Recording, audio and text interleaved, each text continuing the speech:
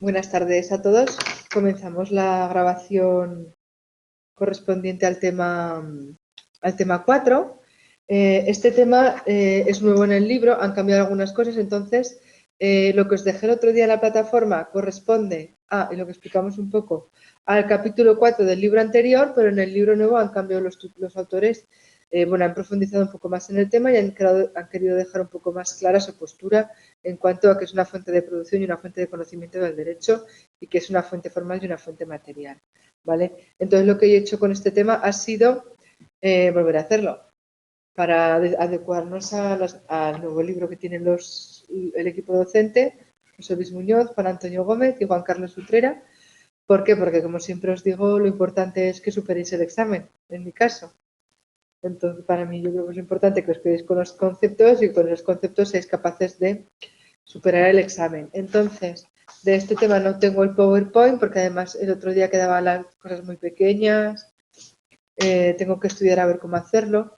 Entonces, lo que os he hecho ha sido subiros el esquema. Lo tenéis aquí. Tema 4, Nociones Jurídicas Básicas 2019-2020. Es un PDF, ¿vale? Entonces, vais a poder imprimiroslo y vamos a seguir con esta información. Os lo pongo allí, imprimíroslo y os lo voy explicando, ¿vale? Hoy tiene que ser así. Es igual que lo otro que os daba. Entonces, lo bueno que tenéis que aquí, que hay cosas que son así un poco más explicadas, las quito y en este no porque le dejo tal cual. No os he quitado nada de lo que he trabajado al principio, ¿vale? Entonces, vamos a empezar con el capítulo 4. Vamos a hablar de qué son las fuentes del derecho y en este caso vamos a hablar, bueno, siempre tenéis al principio del tema este guía que viene muy bien para que os ubiquéis en qué parte del tema estamos. Vamos a hablar de qué es el concepto de fuente del derecho, una aproximación crítica que van a hacer los autores, que ahora vamos a explicar, qué es una fuente de producción y una fuente de conocimiento del derecho, qué son las fuentes del ordenamiento jurídico, qué supone la Constitución como fuente y por último hablaremos del derecho europeo. Sí que ha variado el tema y yo creo que de la valoración del tema anterior a este es mucho, creo que es más sencillo de entender.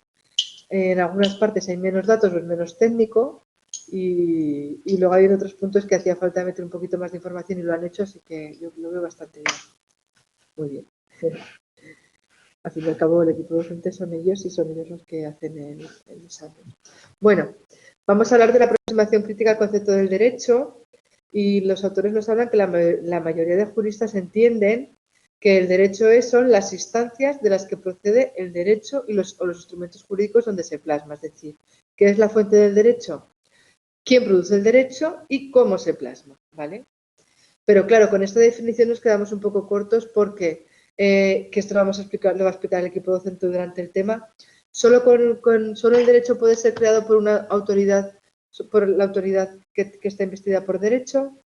Solo el poder legislativo y los preceptos que emanan de ellos, o sea, las normas que crean, ese parlamento, las normas que crean, es derecho y el resto no es derecho. Bueno, pues esto lo que ha producido es una discusión filosófica y esto depende de cómo lo interpretemos, que es en la fuente del derecho. Desde una postura positivista, que es la que existe hoy en día, se dice que el derecho es la voluntad del legislador y las normas que emanan de esa voluntad. Por tanto, el origen del derecho es esa voluntad de testar, de legislar que tiene ese órgano investido de autoridad, ¿vale? Y atendiendo al concepto, y en este caso hablamos de las fuentes en sentido estricto, es decir, hay una voluntad del legislador de crear normas, ¿vale? Entonces, ¿por qué se crean las normas? Porque hay un precedente previo de esa voluntad. La postura de los autores es que si bien la voluntad del legislador y sus normas existe en este proceso, es una parte más del proceso de creación de normas, ¿vale? Del proceso jurídico. ¿Por qué? Porque las normas tienen que ser, no puede ser un órgano con potestad que lo decida, que está en la relación, sino que también tenemos que contar la relación, el supuesto de hecho, el acontecimiento previo que ha existido para poder para que el legislador tuviera esa voluntad de realizar esa norma, de emitir esa norma, ¿de acuerdo? Y entonces la voluntad del legislador, las normas que emiten, son un elemento más dentro de todo el proceso jurídico que tiene que estar relacionado con las normas que ellos regulan y el criterio de justicia que se impera para establecer esas determinadas normas. Entonces, en este caso se habla de fuentes normativas y entiende que las normas y la gente que las promulga son aspectos esenciales, pero no agotan el derecho. O sea, hay otros criterios que se pueden aportar que vamos a ir desglosando a lo largo del tema. Por tanto, en este libro, en este tema, los autores van a hablar de fuente del derecho, pero no significa que únicamente estamos hablando de fuente del derecho como únicamente voluntad, se crea derecho en norma o su estudio positivista estricto, ¿no? Sino que vamos a hablar de ir un poco más allá. Ahora lo vais a entender cuando desglosemos el tema. ¿Qué son las fuentes de producción y las fuentes de conocimiento del derecho? Bueno, en el anterior capítulo, en el anterior libro, se hablaba de fuentes materiales y fuentes formales, pero los autores entienden que es más correcto hablar de fuentes de producción y fuentes de conocimiento del derecho. Esto os va a ocurrir durante el tema y durante vuestra vida jurídica, que os encontréis que ante un determinado supuesto hay una determinada corriente de investigación o científica de derecho que son corrientes ante el mismo tema, que son divergentes en opiniones, tienen opiniones diferentes, ¿vale? El derecho no es una ciencia exacta y, por tanto, al fin y al cabo, cada autor pues tiene también obviamente su bagaje de conocimientos y también su propia opinión, como científico del derecho, ¿no? Bueno, en este caso, eso, vamos a hablar más correctamente de fuentes de producción y fuentes de conocimiento del derecho. Y aquí de lo que hablamos es que las fuentes del derecho han ido evolucionando a lo largo de la historia en función de cómo han ido evolucionando las organizaciones de poder, ¿vale? Entonces, el sistema de fuentes en derecho, el derecho es algo vivo y va cambiando a lo largo de los tiempos. Y aquí os he puesto un pequeño esquema para entenderlo. En la antigüedad y en la Edad Media nos encontramos con una concepción abierta, sobre todo en el derecho romano, una concepción abierta y casuística donde el derecho va creando soluciones en función de los casos que se van dando. Y encontramos diferentes fuentes de producción del derecho que entre ellas no están superpuestas, ¿vale? Entonces, en el derecho romano, por ejemplo, nos encontramos como fuentes de producción el pretor, el jurisconsulto y el emperador, y estos se emiten como fuentes de conocimiento edictos, citas y opiniones y constituciones. Eso lo vemos ahí en el esquema, lo estáis viendo. En la Edad Media vamos un poquito más allá y nos encontramos una jurisdicción propia de cada órgano. Y en este caso nos encontramos con los monarcas que emiten leyes edictos, con la Iglesia que crea dentro de... Ay, pasó la página, gracias. Es que como yo no lo veo, o sea, se ve muy mal desde aquí. Es que si pasaba esto a los Power se veía fatal. Entonces digo, bueno, esto se ve mejor así. Perfecto. Entonces, lo mismo ocurre con la Iglesia, que tiene su propio derecho, en su propio ámbito, que regula las relaciones con la Iglesia entre sus súbditos o entre sus fieles, más correcto decir fieles, y las autoridades municipales que a través de fueros regían en el ámbito territorial donde tenían potestad. Y también nos encontramos que se regulaban la regulación de intercambios comerciales, apareció una primera ley mercatoria, que es decir, que como había intercambios entre mercaderes de diferentes lugares, pues establecieron unos determinados usos y costumbres, ¿vale? Cada uno de estos ámbitos que encontramos tiene su propia jurisdicción, ¿vale? Y tiene sus propias fuentes de producción y de conocimiento del derecho. Entonces nos encontramos con un derecho que está muy fragmentado. Cada ámbito está regido por su propia fuente de producción y tiene como consecuencia una determinada fuente de conocimiento. El pluralismo jurídico se da hasta el siglo XIV y XV y vamos dando paso a un monismo jurídico, es decir, a una concentración de poder en una persona, ¿vale? Y nos encontramos y damos el salto al Estado moderno.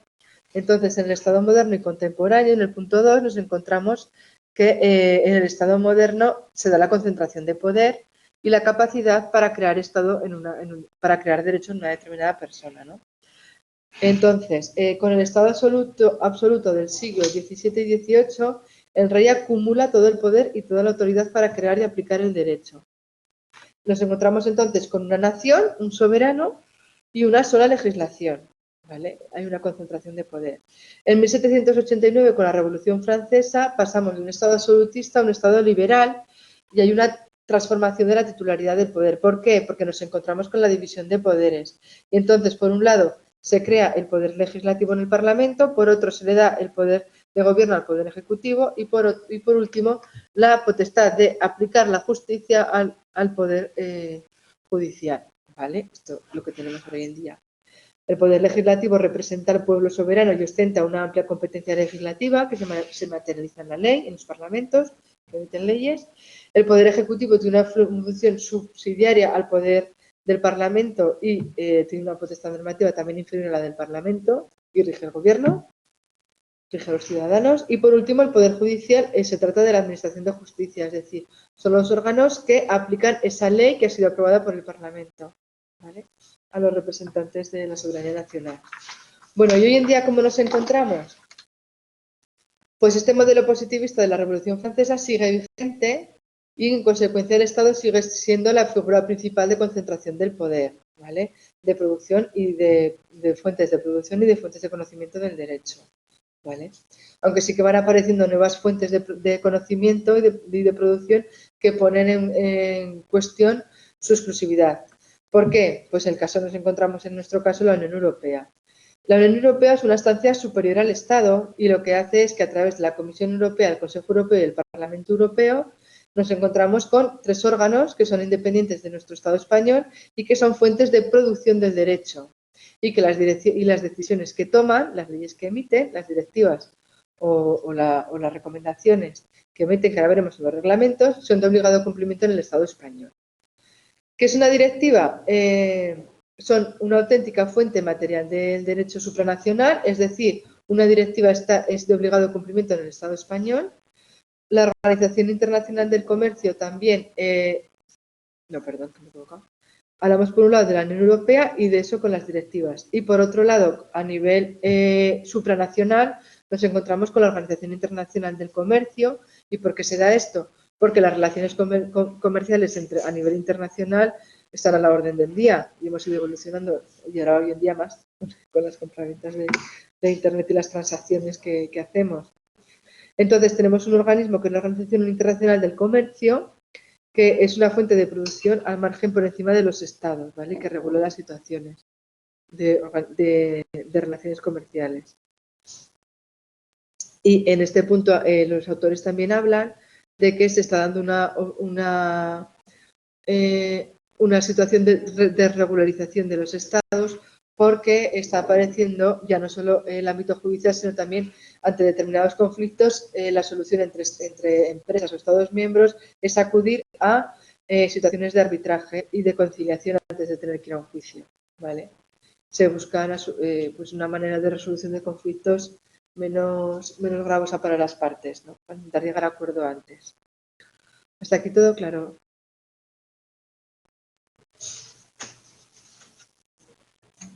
Vale.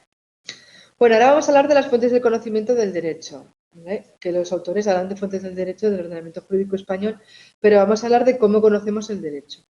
Estas están recogidas tanto en el Código Civil en el punto 1.1 como en la Constitución. Y ahora vamos a ir a desgranarlas. Esto lo hemos hablado alguna vez, que he sido un poco pesada cuando sale, pues ahora lo vais a ver. El artículo 1 del Código Civil dice que las fuentes del ordenamiento jurídico español son la ley, la costumbre y los principios generales del derecho. Vamos a entrar en la ley. ¿Qué es la ley? Bueno, la ley tiene un lugar preeminente, es decir, privilegiado en el sistema de creación de lo jurídico, ya que lo que hacemos a través de ella, bueno, los órganos que tienen esa potestad, el Estado, lo que hace es crear derecho, ¿vale?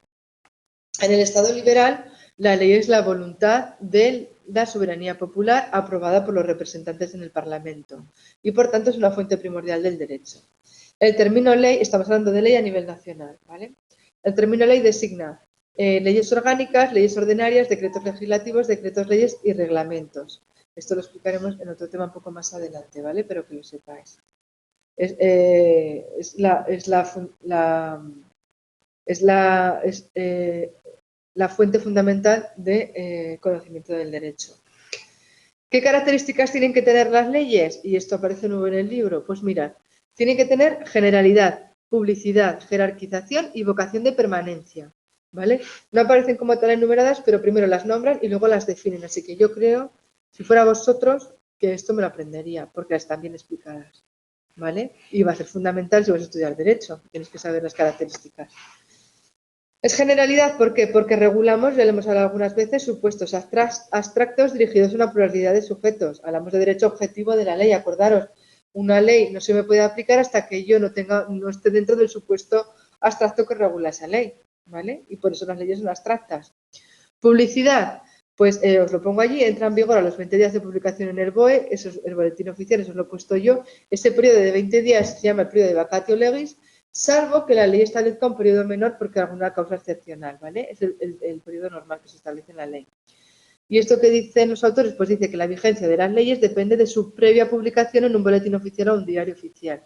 Es decir, si no está publicado y cumplido ese periodo, no están vigentes, ¿vale? La jerarquización, ¿qué supone? Pues yo os pongo aquí que os acordéis de la pirámide de Kelsen y con la Constitución en la pirámide, en la cúspide de la pirámide normativa. ¿Esto qué significa? Pues que entre las leyes hay una situación de superioridad e inferioridad, hay una jerarquía, ¿vale? En función del rango legal. ¿Pues para qué? Pues para un determinado caso concreto llegar a una solución más justa y más adecuada a derecho, ¿vale? Entonces vamos a ver qué ley está por encima de la otra. La vocación de permanencia supone que, salvo excepciones, se establece una regulación sin tiempo, ¿vale? Indefinida hasta el momento de que aparezca otra nueva ley y entonces derogar esta anterior, ¿vale? O que aparezca una ley posterior o una ley superior que la derogue, ¿vale? Hasta aquí, claro. Creo que esto está muy bien explicado, ¿vale? La segunda fuente de conocimiento del derecho que establece el Código Civil es la costumbre, pero nos dice que solo regirá en defecto de ley aplicable y siempre y cuando no sea contraria a la moral ni al orden público y que resulte probada. Es decir, está reconociendo que es una fuente, pero es una fuente supletoria.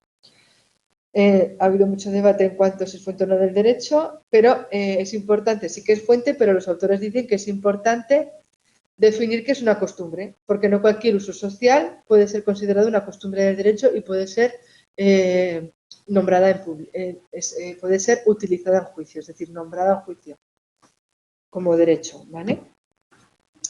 Requisitos. Tiene que existir una regulación constatada y demostrable en cualesquiera de las materias que son objeto de regulación jurídica. Exige las prácticas de educación, cortesía y las reglas protocolarias que pueden ser de la vida de una comunidad y por elevado que sea el porcentaje de ciudadanos que se ajuste a conducta de ellas. Es decir, una comunidad muy cerrada puede hacer la vida imposible a un forastero, pero no obligarle jurídicamente a que salude, coma, vista o camine de un cierto modo, ¿vale? Eso está prohibido. No podemos decir que tú tienes que vestir de determinada manera porque estás aquí. Eso no se puede, ¿vale? Que se haya constatado que quienes ajustan su conducta a determinada costumbre le otorga un valor de ley del lugar y que además al hacerlo se muestren conscientes de que están cumpliendo con una regla vigente cuya violación perjudicaría su buen nombre o prestigio, ¿vale? Que no exista ley al respecto, pues la costumbre es fuente supletoria y que no sea contraria ni a la moral ni al orden público, ¿vale? Pues eso, por ejemplo, que en un determinado lugar, por costumbres de la mafia, tengas que entregar para que te protejan un determinado canon. Eso está prohibido. Bueno, y los principios generales del derecho se aplican en defecto de ley o costumbre y siempre tienen carácter informador del ordenamiento jurídico. No hay una relación taxativa de que es un principio general del derecho y que no, sino que son de naturaleza muy general y nos encontramos dispersos por el ordenamiento jurídico. Nos encontramos los que son de carácter jurídico, que son de carácter transversal, porque son aplicables a todo parte de un ordenamiento jurídico y por ello se distinguen dos tipos. Los que pueden ser proyectarse en una totalidad, como son el principio de igualdad, de proporcionalidad y de seguridad, es decir, estos tres principios rigen si estamos hablando de derecho civil, de derecho penal, de derecho laboral, ¿vale? Y luego nos encontramos principios que ya son de un determinado ámbito. Pues en ese caso nos encontramos con el principio de buena fe contractual, el principio de un proceso debido, el principio de intervención mínima, que ya son principios de un proceso civil, de un proceso penal, ¿vale? Eso es lo que se trata. En todo caso, son como fuente del derecho porque proporcionan al aplicador jurídico un criterio de carácter amplio y comprensivo que permite no solo aplicar con rectitud las normas al caso concreto, sino también resolver supuestos de antinomias y lagunas, ¿vale? Bueno, y ahora vamos a hablar de la jurisprudencia.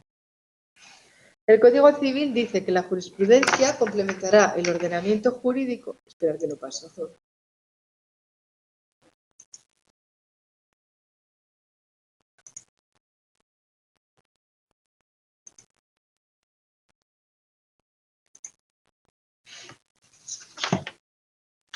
Vale.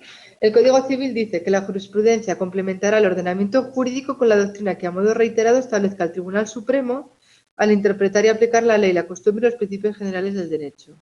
Por tanto, dicen que la jurisprudencia del Tribunal Supremo se considera fuente del derecho en tanto complementa y aclara el sentido y alcance de las demás fuentes. Y por tanto es frecuente que se alegue la doctrina de dicho tribunal en multitud de causas ante jueces y tribunales inferiores. ¿Vale? Sin embargo, toda la jurisprudencia, y no solo la del Tribunal Supremo, debe considerarse fuente del derecho en la medida que, esto lo dicen los autores, en la medida que, así que tenéis que saberlo, en la medida en que los jueces y tribunales dictan resoluciones al resolver los casos concretos y particulares que se le presentan. No dejan de ser fuente del derecho inmediata respecto de otros supuestos que resuelven, ¿vale? Por tanto, dicen que la jurisprudencia constituye una auténtica fuente última e integradora del derecho, puesto que las fuentes formales son inseparables del acto jurisprudencial de su aplicación, ¿vale? Y luego habla un poco de la jurisprudencia del Tribunal Supremo. Sí, en sí no está establecido, pero sí, los autores sí que lo definen como tal. Por eso, el otro día os dije que lo miraríamos hoy, porque, claro, os examináis de este libro y tenemos que entender la concepción que dan los autores, ¿vale? Y la valoración.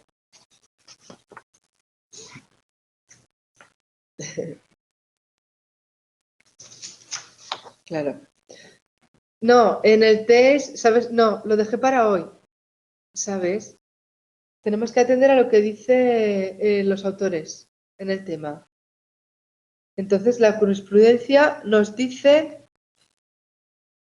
este párrafo es fundamental, por eso os lo quería leer. La jurisprudencia, las resoluciones dictadas por jueces y tribunales constituyen una auténtica fuente última integradora del derecho, puesto que las fuentes formales son inseparables del acto jurisprudencial en su aplicación. Entonces, atendiendo a la definición que dan los autores, en este caso sí. Claro, si te preguntan únicamente del artículo, ¿sabes? Si te dicen el artículo 1.1, pero es que la jurisprudencia complementa el ordenamiento jurídico, ¿sabes? Entonces, pero yo creo que ahí nos dejarán inducir a error, porque lo que dicen los profesores es que sí, ¿sabes? Que se entiende como tal. ¿Vale?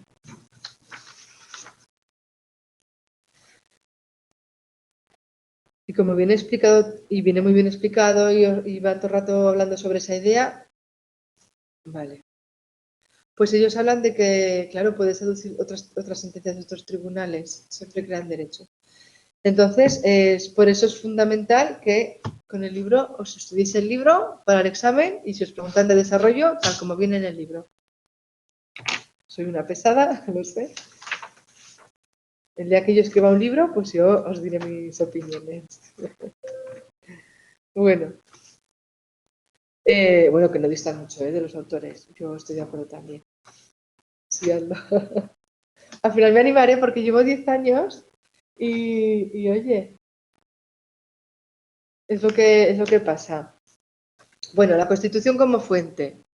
Pues sí, si lo hago ya sabéis. Vamos a la Constitución como fuente y habla que, bueno, la Constitución tiene un valor normativo directo porque es una norma que es directamente aplicable a los tribunales sin necesidad de un desarrollo legal. Es fuente formal del derecho vinculante para los tribunales y sus preceptos tienen la condición plena de fuentes de conocimiento de mayor rango normativo vinculantes a los tribunales. Acordaros de la pirámide de Kelsen y la Constitución como situada en la cúspide de la pirámide normativa. Se trata, por tanto, de una auténtica constitucionalización del ordenamiento jurídico. Perdonad, que es que faltan acentos. Esto de escribir rápido. Y pues lo he corregido, pero no me he dado cuenta. Bueno, que expresó el propio Tribunal Supremo que decía que la Constitución, lejos de ser un mero catálogo de principios de no inmediata vinculación y de no inmediato cumplimiento, hasta que sean objeto de desarrollo por vía legal, es una norma jurídica. Por ello, es indudable que sus preceptos son alegables por los tribunales. Otra novedad que tiene la Constitución, y que esto lo tenéis que saber y que os puede caer de pregunta de test, pregunta de desarrollo, es que la Constitución incorpora una relación expresa de principios y valores constitucionales como los principios generales que hablábamos antes. En el 1.1 de la Constitución dice que habla de la libertad, de la justicia, de la igualdad, del pluralismo político, como valores superiores del ordenamiento jurídico y recoge en el 9.3 de la Constitución los principios de la legalidad, la jerarquía normativa, la publicidad de las normas, la retroactividad de las disposiciones sancionadoras y restrictivas de derechos individuales, la responsabilidad, la seguridad jurídica y la interdicción de la arbitrariedad de los poderes públicos, ¿vale? Tenéis que saberlo. Y perdonadme porque aquí yo lo estaba escribiendo al final y me he comido alguna letra. Hasta aquí claro, ¿no? Yo creo que este tema es muy sencillo. Con los esquemas yo creo que se ve mejor que en el PowerPoint. Y en un momento os lo sacáis, porque además acordaros que las preguntas de desarrollo es una carilla de hoja, lo que vais a poder escribir. Entonces, si os trabajáis cada pregunta para una carilla, os vendrá mucho mejor. Bueno, y por último entramos en el derecho europeo. Y está muy bien que os hayan contado esto en este punto, porque antes no entraban, y está muy bien que hablen de esto. ¿Y qué pasa? Pues bueno, la Unión Europea, como sabéis, está por encima de, jurídicamente, es un ente que está por encima del Estado español y es diferente al derecho internacional, ¿vale? Y lo que hace es que con sus decisiones se integran dentro de cada uno de los Estados miembros, ¿vale?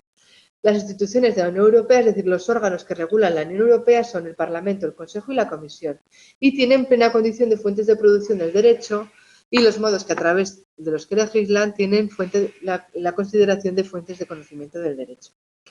En el derecho de la Unión Europea nos encontramos los tipos de derecho. El derecho originario, que son los tratados a través de los cuales se constituyó la Unión Europea, por eso se llama derecho originario. Y por otro lado nos encontramos el derecho derivado, que son lo que emana de los órganos que hemos hablado, del Parlamento, Consejo y Comisión, los reglamentos, las directivas y las decisiones, ¿vale?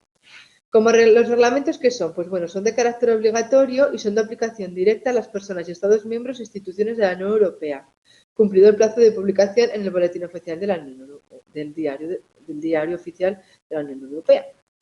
Los reglamentos no necesitan acto de transposición. ¿Acto de transposición qué es? Pues es un proceso a través del cual esa norma pasa al Estado miembro, a formar parte del Estado miembro. Pues no hace falta que haya un acto para hacer ese traspaso, sino que directamente se publican y son de obligado aplicación en el Estado miembro, aunque el Estado miembro no haya dicho nada, ¿vale? Cuando hablamos de directivas, las directivas obligan a los estados destinatarios a plasmar en sus legislaciones internas una serie de objetivos, dejando a estos la elección de cómo hacerlo, ¿vale? Yo te digo, tú tienes que hacer esto y tú lo haces como quieras, ¿vale?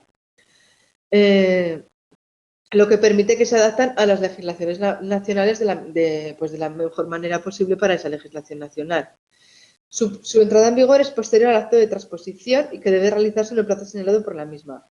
Aquí los autores hablan de que es obligatorio el plazo de transposición, pero también hay determinadas materias de la Unión Europea que se legislan a través de directivas que no necesitan acto de transposición. Pero bueno, como en el libro solo os ponen eso, pues ahí nos quedamos, ¿vale? Y las decisiones regulan materias concretas relativas a los destinatarios específicos y requieren, como las directivas, un acto de transposición o por parte del Estado, ¿vale? Dar unas recomendaciones para un determinado destinatario, un determinado asunto. ¿Y quién garantiza todo el sistema jurídico de la Unión Europea? Pues el Tribunal de Justicia de la Unión Europea, ¿vale? Ha ido muy rápido. Que yo creo que este tema está que estudiándolo es sencillito, que no tiene cosas muy complejas. Venga. Hacemos el test, ¿vale? 5 o 10 minuticos, me avisas. ¿Te parece? Perfecto. Hasta ahora.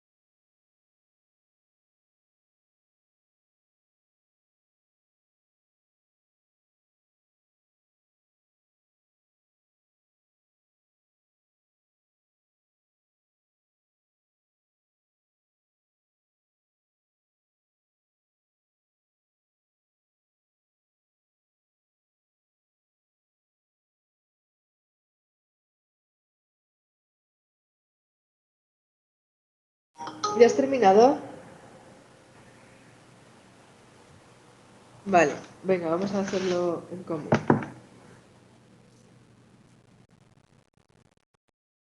Venga.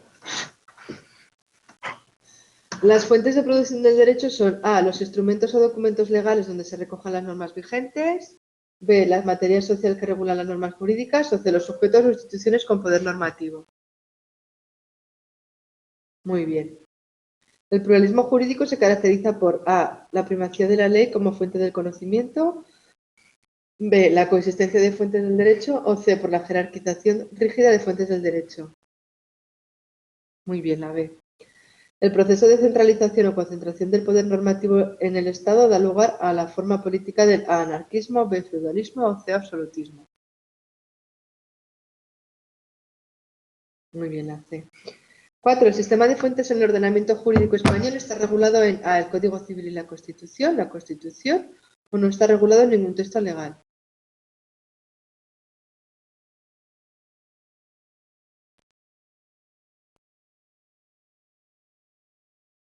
¿Cuál has puesto aquí? ¿Me has contestado? Es que como si se repite me sale. ¿Me has puesto la C? No. El sistema de fuentes del ordenamiento jurídico está en el Código Civil y la Constitución. Y cuando hablamos de fuentes, lo pongo. Además, os los he puesto en los apuntes. Fuentes del conocimiento, Código Civil y la Constitución, porque lo pone en el libro. ¿Vale? Y luego los desglosamos.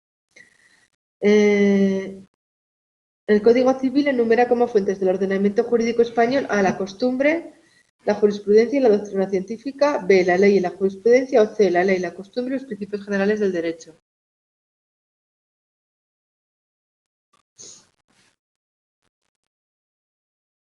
La C, muy bien. Las leyes son A, normas jurídicas de carácter general, B, normas específicas dictadas por el legislador competente, o C, las normas jurídicas, las únicas normas jurídicas válidas.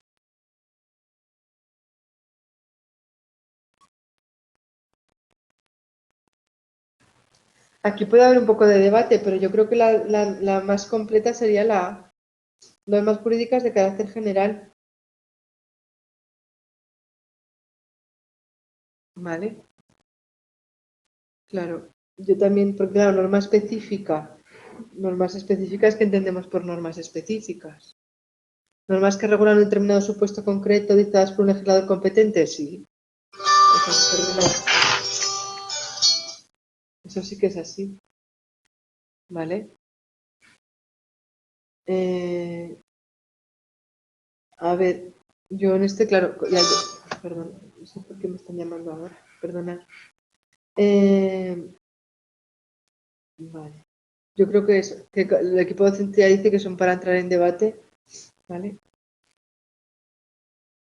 Entonces, eso.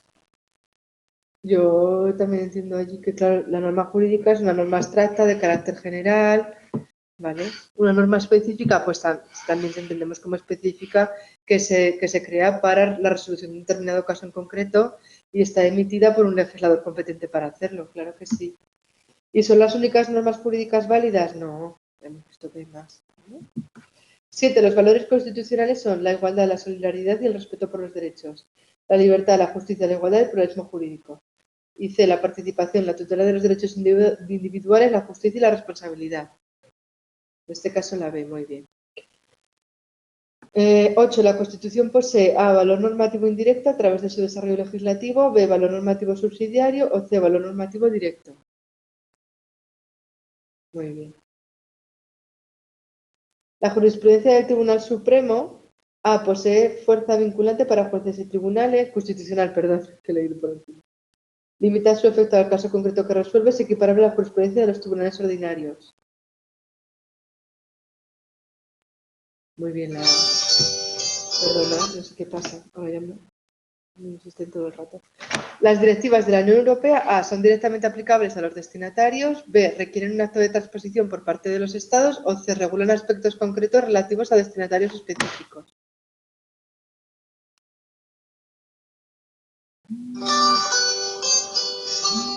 Perdonad, que no puedo coger.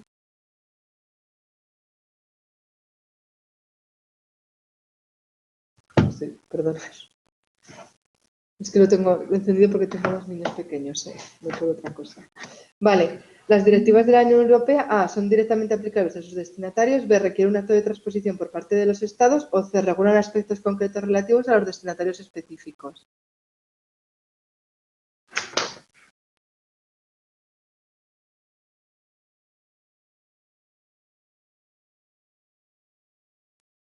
En este caso, como en las directivas dicen que requiere un acto de transposición por parte de los Estados y así lo explican los apuntes, ¿vale? Es el caso que han cogido ellos, pues entonces vamos a coger esa definición, ¿vale? Las directivas obligan a los Estados destinatarios a plasmar en sus legislaciones internas una serie de objetivos. Salvo excepciones, su entrada en vigor es posterior al acto de transposición que debe realizarse en el plazo señalado de la misma directiva, ¿vale? Entonces es la B, porque si no haces el acto de transposición tal como dicen aquí, aunque ya os digo que hay más casos, luego lo veréis que estudies Derecho. Pues por mi parte nada más. Muchas gracias, Montserrat. Te llamo, ¿vale? Bueno, por mi parte nada más. Un saludo a todos. Voy a acabar la grabación. Nos vemos a la vuelta de vacaciones.